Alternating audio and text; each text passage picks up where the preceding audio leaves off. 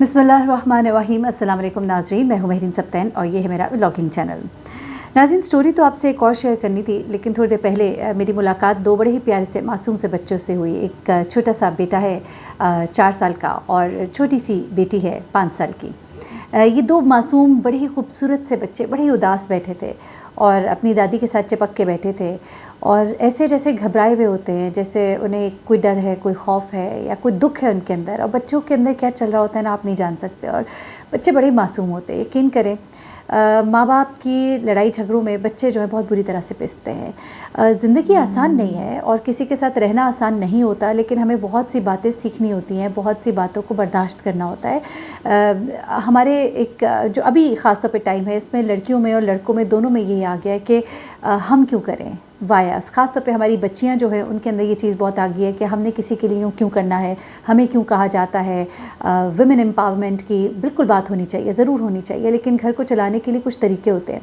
और ख़ास तौर पे यहाँ पर जो बड़ी माज़रत के साथ जो किरदार सास का होता है वो बड़ा ही इम्पॉर्टेंट होता है, क्योंकि वो एक जहांदीदा खातून होती हैं या ससुर जो होते हैं वो एक जहांदीदा इंसान होते हैं जिन्होंने दुनिया देखी होती है, ज़माना देखा होता है। लड़का लड़की जिनकी शादी को अभी कुछ दिन ही गुजरे होते हैं या कुछ अरसा गुजरा होता है, अभी मैच्योर होती हैं उनकी थॉट्स। जैसे जैसे वक्त गुजरता है आपके अंदर मैच्योरिटी आती है, आप मज़ीद सोबर होते हैं, आप समझना शुरू करते हैं, फिर आपको पता लगता है आपकी प्रायोरिटी आपके बच्चे हैं। लेकिन जब शादी का आगाज़ ही होता है और आगाज़ में ही कभी उसको खुश कर, कभी उसको खुश कर, कभी एक का दिल दुख गया, कभी दूसरे का दिल दुख गया और हालात इतने बुरे हो जाते हैं कि कैसे नहज पे पहुंच जाते हैं कि कभी कभी माँ बाप जो बड़ी अरसे से एक दूसरे के साथ शायद गुजारा कर रहे होते हैं बच्चों के लिए, वो उन बच्चों का भी सोचना छोड़ देते हैं। लेकिन कोई उन बच्चों से तो पूछे ना कि उनके दिल पे क्या गुजरती है। बड़ा दिल दुखा देने वाला वाक़या है जिसमें वालिदैन के दरमियान अब सेपरेशन वाले मामला चल रहे हैं, बात कोर्ट तक पहुंच गई है। और इसमें बड़ी माज़रत के साथ, मैं चूँकि नाम नहीं ले रही, अगर उनको पता लग भी गया तो चले, मैं उनसे माज़रत कर लूँगी, लेकिन मैं नाम तो नहीं ले रही। लेकिन मुझे लगता है ऐसे है कि इसमें वालिदैन का भी बड़ा किरदार होता है।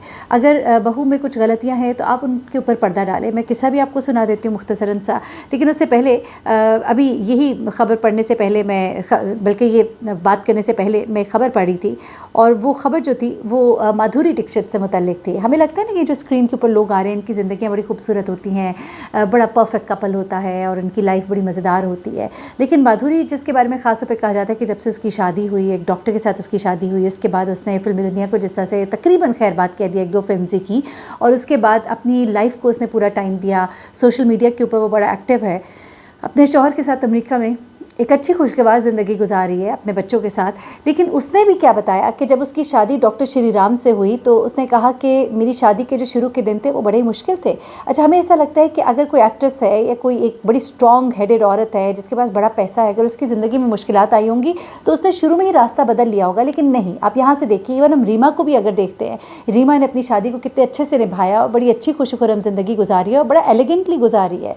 एक वक्त था उसने फिल्मों में काम किया, लेकिन जब अपनी घर गृहस्थी संभाली तो उसने भी बहुत से उतार चढ़ाव देखे। लेकिन यहाँ पे माधुरी ने अपने चैनल के ऊपर बताया कि किस तरह से शादी के इब्तदाई दिन जो थे वो बहुत ही मुश्किल थे, क्योंकि उनके शौहर जो हैं वो डॉक्टर थे और सारा वक्त उनको अपने प्रोफेशन को टाइम देना होता था, तो बहुत सी चीज़ों का अकेले सामना करना होता था। तो माधुरी कहती है कि कई दफ़ा मैं बड़ी तंग आ जाती थी, मुझे अकेलेपन का एहसास होता था, मुझे लगता था कोई मेरे साथ खड़ा नहीं है। बड़ा ही मुश्किल वक्त था और बड़ी मुश्किल से मैं वक्त को मैनेज करती थी, क्योंकि वो हर वक्त काम में मसरूफ़ होते थे, दिन रात का पता नहीं होता था।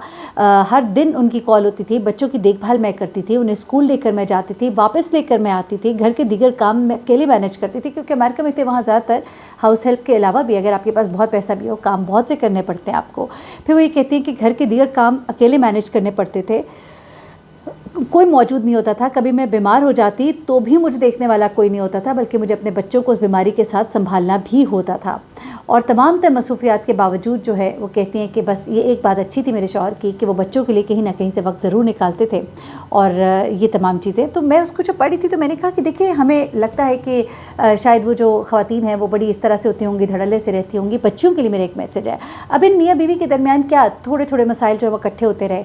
मसलन जो बच्चों की माँ है वो एक इंडिपेंडेंट खातून तो नहीं थी, जाहिर सी बात अपने शौहर के ऊपर डिपेंड करती थी, और ऐसे में जो उनकी वालदा ज़ाहिर सी बात है साथ साथ रहती थी, उनकी इज़्ज़त करनी चाहिए, डेफ़िनेटली करनी चाहिए, लेकिन कभी कभी कुछ लोग खुश नहीं होते, शायद वो उससे इतनी खुश नहीं होती थी। और जब भी वो घर आते थे उनके शौहर, जब मेरी बात हुई है उनकी वालदा से तो उनका ये कहना है कि जब भी शौहर घर आते थे तो घर आने से पहले उनको सारी बातें पता होती थी कि घर में कहाँ कहाँ गेट खुला रह गया, पानी खुला रह गया, क्या कुछ हुआ। और ऐसे में ये चीज़ें सुनकर जब वो घर आते थे तो आते साथ ही जब वो अगर उनको चाय पानी कुछ पूछती थी या देती थी तो वो उनको एक दो ताने मार देते थे, और वहाँ से उनकी कोई ना कोई बात जो है थोड़ी वो नाराज़ हो जाती थी, थोड़ा वो सुना देते थे। फिर उसके बाद वो नाराज़ होकर खाना खाने अपनी अम्मी के पास चले जाते थे। तो उनके क्योंकि घर जो है वो साथ ही थे तो वो अपनी वालदा के पास चले जाते, सारा टाइम वहाँ पे गुजारते, रात को जब घर आते तब अपने कामों में लग जाना, और उसके बाद बीवी को बिल्कुल नहीं पूछना। और यहाँ तक कि अब मामला यहाँ तक आ गया था कि बीवी को अपने ख़र्चों के लिए वो पैसे भी नहीं दे रहे थे। तो यहाँ पे लड़ाई झगड़ा उनका बढ़ता चला गया, यहाँ तक कि उन्होंने उनके ऊपर हाथ वगैरह भी उठाया एक दो बार। और उसके बाद फाइनली जो है वो अपने बच्चों को छोड़कर, बच्चे भी वहीं पर छोड़ के वो अपनी वालदा के घर चली गई। अब उन्होंने केस किया हुआ है बच्चों की कस्टडी के लिए, और ऐसे में वो शौहर जो है वो अलग परेशान है, वालदा सास जो है वो अलग परेशान है। लेकिन कभी वो अगर सोच लेती हैं, क्योंकि देखिए गलती उनकी भी है और बहुत ज़्यादा इसलिए है क्योंकि वो समझदार थी। मैं समझती हूँ कि माएँ जो होती हैं ना, उनको ये सोचना चाहिए कि हमारा बेटा खुश रहेगा तो हम उसको शिकायतें ना करें। लेकिन वो मानती हैं, उन्होंने माना मेरे सामने, उन्होंने ये बात कही कि मैंने चूँकि मैं ज़ाहिर सी बात है मैं तंग होती थी घर के चीज़ें देखकर, तो मैं अपने बेटे को बता देती थी। अब उसे किसने कहा था कि जाके उसको 2 थप्पड़ लगा दे, तो ऐसे तो नहीं होता। ऐसे होता है जब आप चीज़ों को तरीके से मैनेज नहीं करते। क्या ही बेहतर होता कि उस लड़की को आप खुद समझाते, आप उस लड़की से खुद बात करते, क्योंकि उस लड़की का ये कहना है कि मुझे कभी कुछ समझाया नहीं गया। मैं उनसे हमेशा कहती थी कि अगर आपको कोई प्रॉब्लम है आप मुझे बताया करें, आप उनको ना कहें। लेकिन वो वालदा जो है वो समझती थी कि मुझे उसको भी बताना ज़रूरी है ताकि बेटा जो है वो शायद समझे कि माँ जो है वो ज़्यादा समझदार है, माँ के पास ज़्यादा नॉलेज है, माँ ज़्यादा अच्छी सुघड़ है। और एक बीवी और माँ के दरमियान कंपैरिजन तो होना ही नहीं चाहिए ना। माँ तो माँ होती है और बीवी तो बीवी होती है। बीवी तो अभी सीख रही होती है, अभी आपको समझ रही होती है। माँ ने तो आपको पाला है, आपकी एक एक आदत से वो वाकिफ़ है।